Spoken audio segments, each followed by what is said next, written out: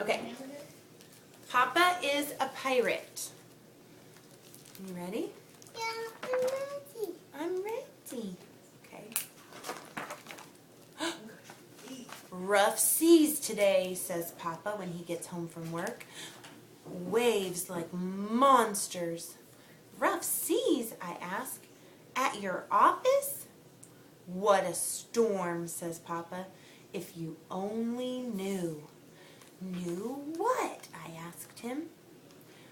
Papa leans in close to my ear and whispers so it tickles. Shh, your Papa is a pirate. How can you be a pirate? I ask. You have a bicycle, not a boat. After you've gone to school, I bike to the harbor, says Papa. Then I board the lolly-golly. I yell, cast off, and we set sail. But Papa, you don't have a pirate beard, I tell him. George's dad could be a pirate. He has a big red beard. Papa nods. George's dad is a pirate. We call him Daffy Dan. He sails for me because I am the pirate captain. I stand at the helm and check the compass. I shout out, turn left, watch out, turn right. Turn left, turn right. Pirates say port and starboard, Papa. I tell him, and besides, you don't have a wooden leg. A wooden leg is a nuisance, says Papa. Only pirates on TV have wooden legs. A real pirate has a stubby chin like mine and a bird like our Petey. See Petey? Yeah, little bird. A parakeet? I say. Pirates have parrots, not parakeets. Ah, yes, says Papa.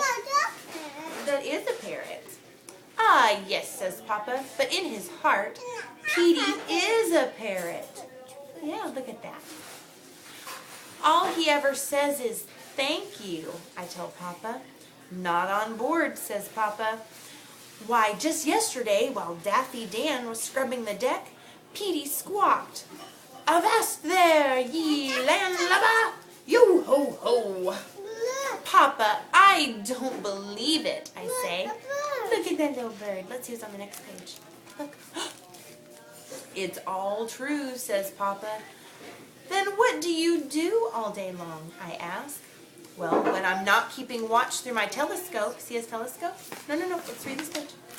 When I'm not keeping watch through my telescope, I write messages and float them off to you in bottles. I've sent you hundreds. Haven't you gotten them? No, I say. Just some postcards sometimes. That's the trouble with messages in a bottle, says Papa. You never just know where they'll land. That's why I write you postcards too. What is there to eat on board your ship, I ask.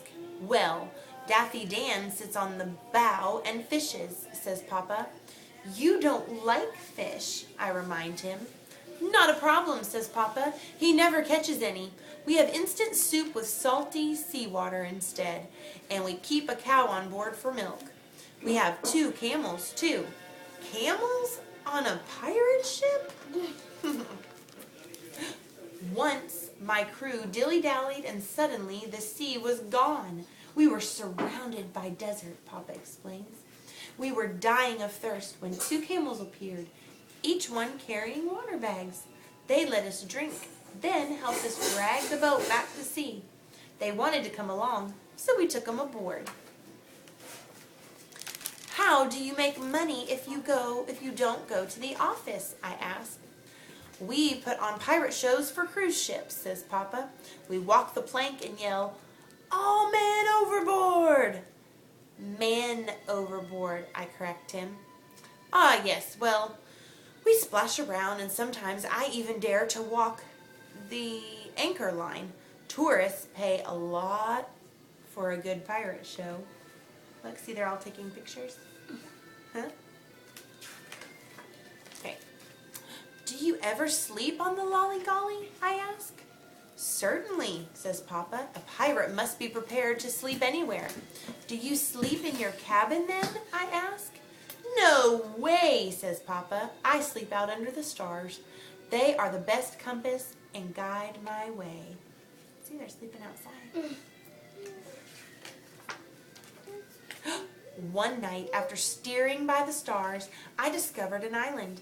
Papa goes on. It was tiny. It had only one birch tree on it. And can you guess who was sitting under that birch tree? Your mother. That's who. Mom is a pirate too. Her ship had sunk and she'd swum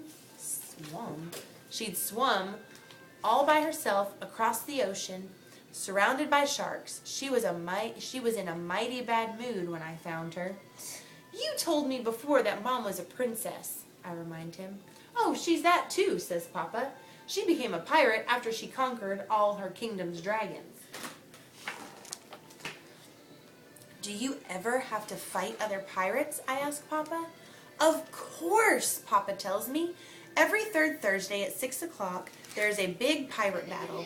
Cannons boom, water splashes, boats rock. Everyone yells. The winner gets a gold trophy cup. Is there sword fighting too? I ask. I try to avoid any sword play, says Papa. Too dangerous. I prefer hunting for treasure. Much safer, though beginners need to watch out for sea monsters. Ooh, where's the sea monsters? Let's see, do you see any sea monsters? Oh, I don't see any. Good. Sea monsters? You've seen a sea monster? I ask. Uh-oh. Seen, says Papa. I've not only seen them, I've tamed them. But as I said, beginners must be careful. Paddle quietly, whistle, puff the magic dragon, and always look them in the teeth. Then they will help you hunt for treasure. Look at that dragon. Let's see. They are very useful in lifting sunken ships from the bottom of the sea. He has all kinds of treasure and stuff in his teeth, doesn't he? Have you ever found a treasure? I asked. I find them all the time, says Papa. I buried the biggest treasure somewhere on the beach. Did you make a treasure map? I asked. Yes, but I lost it, says Papa. Here's the key to the chest in case you find it. Ooh, that'd be fun, wouldn't it? The key is old and rusty and has a pirate's head for a tag. A real treasure chest key. My Papa really is a pirate. What about yours? Does your Papa really spend all day at the office? Yes. Is his chin sometimes prickly? Sometimes. Does he sometimes smell like the sea? No. Why don't you ask him if he starts running. When he starts running? I know he runs. He smells like the sea when he's running? No, he doesn't smell like the sea. He just smells sweaty. Oh, he just smells sweaty. Why don't you ask him if he has had a stormy day? Then look at him closely. Maybe the ocean waves will still be reflected in his eyes. Ooh. The end. The end. What book was this? It's called Papa is a Pirate by Katharina Grossman Of course. Hensel. No, indeed. Not fun. All done.